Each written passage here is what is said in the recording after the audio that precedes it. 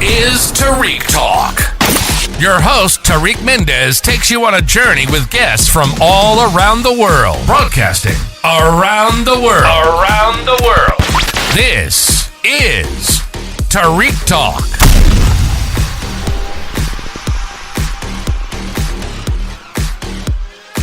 Today I'm here at booth 9 with Diane. Diane, how are you? Good, how are you? Awesome. Thank you so much for being on the podcast.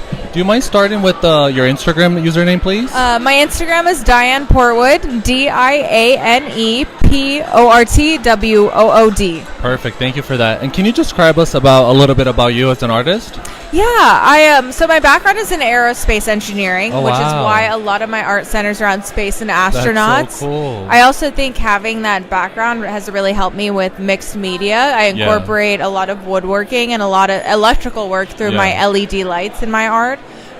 So having that kind of type A planning background really helps me plan out my original work as well. Oh, wow, that's so cool. And can you tell me a little bit about your creative process?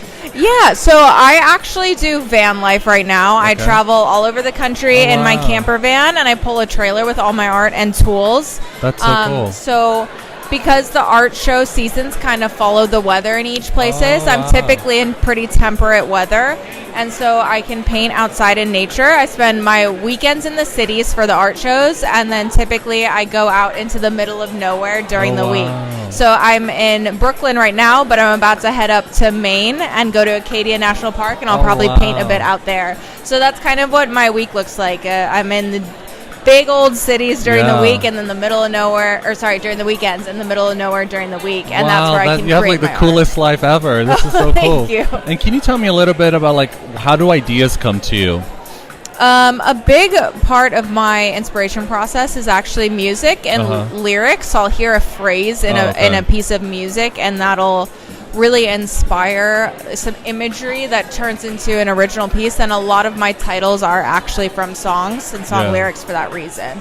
Oh, nice. And how do you keep track of your ideas? Do you have like a little sketch pad or note, like your notes on your iPhone? Notes on my iPhone for sure.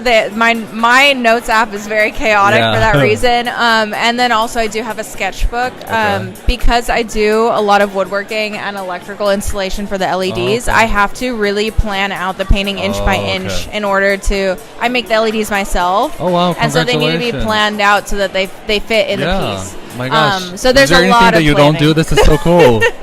Wow. I can't dance. That's my weakness. And then, do you have like any studio rituals? Like when you get to before you start painting, do you have to have a coffee, like do yoga, meditate, or you just like get right to work? So when I was in a normal house in a studio, I did. Van life is so chaotic. There's almost no consistent schedule because I'm in a different place every day. So no, my ritual is no ritual. Oh my goodness, this is so cool. You remind me like an artistic version of that movie Into the Wild, where the guy does exploring. But this is so cool. Oh, thank you. And your work is so diverse. Can you tell me a little bit? I see that you do paintings, and I think you put resin coat on top of it. How did you come up with that idea? That's so cool. So I did a lot of furniture building when I was younger. It's just a hobby. And so I actually learned to work with resin from doing live edge river tables. And so it just seemed like a great thing to add because my pieces are so contemporary. I think the resin adds a nice modern finish. And then it also, especially while I'm on the road, it protects the art. It completely seals it.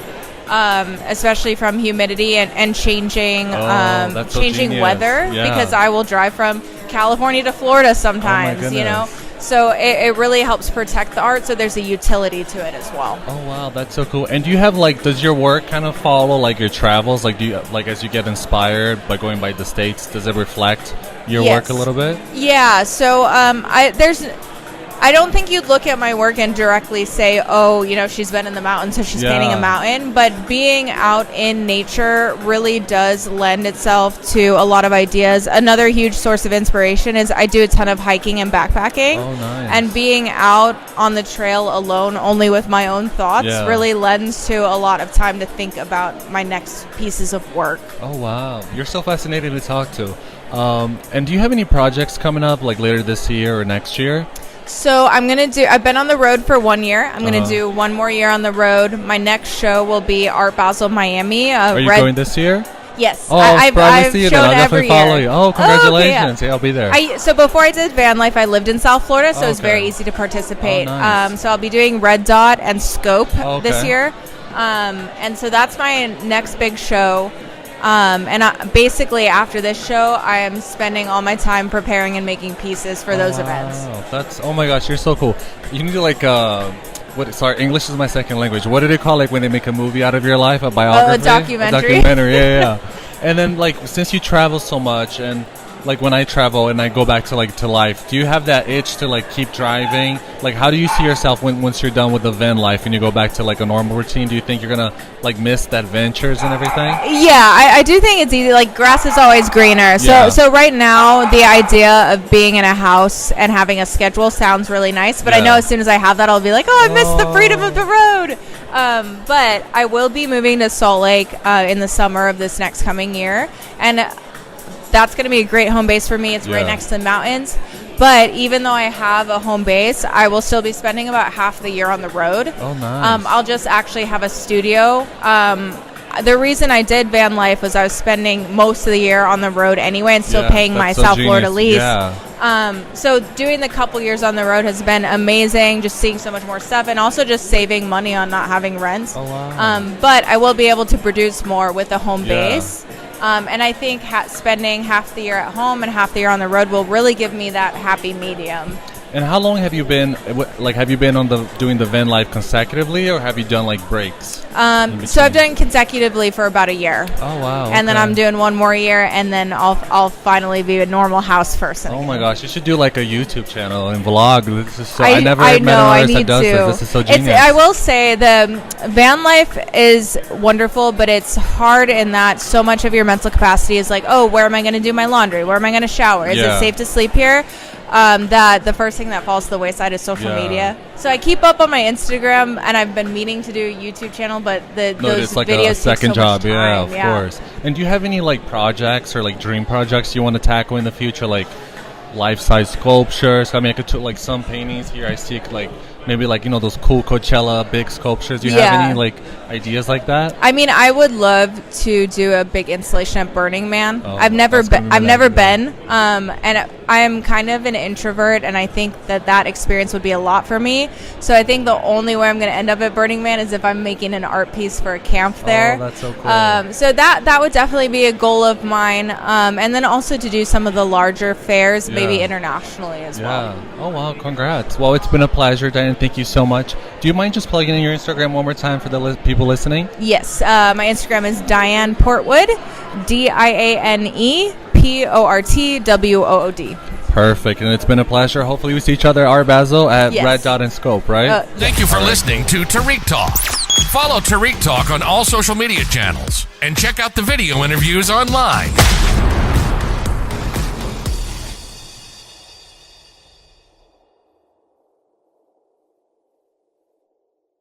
This is Tarik Talk.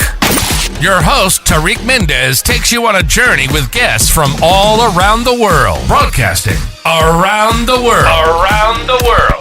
This is Tarik Talk.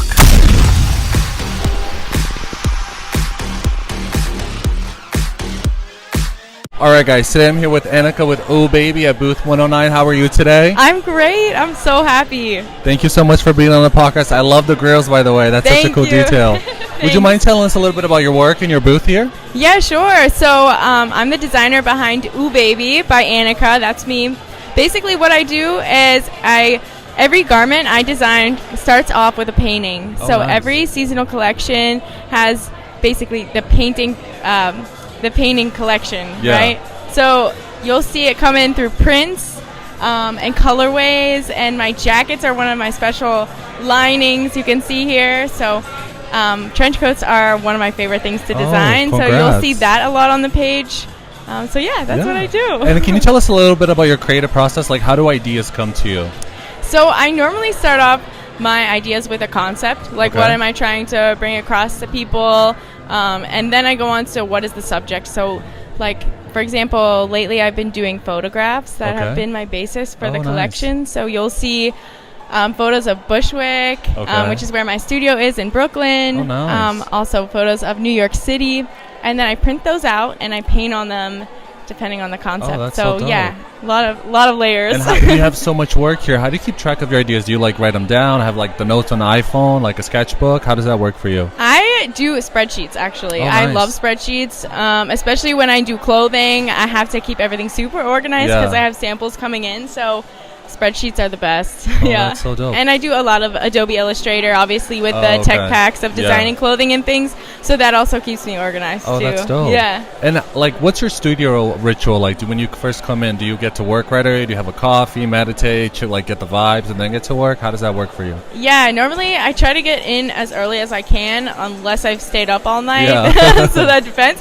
But normally I start off with a coffee. I blast music. I have hula hoops in the studio. I have my roller skates in the studio. Oh, nice. So it depends on the day, but I normally like to start it off creatively, not right in the emails. You know what I'm saying? Very so maybe smart, just a little creative energy going and good music. Oh, I love that. You have such a good vibe. Thanks. And do you have any dream projects that you want to do in the future, where there's big life-size sculptures or collabs or anything like that?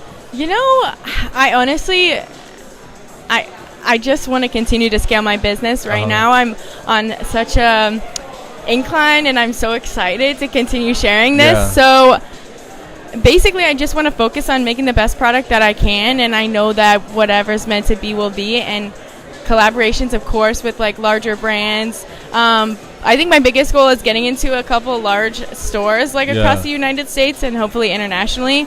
I won't limit that to a specific company or person.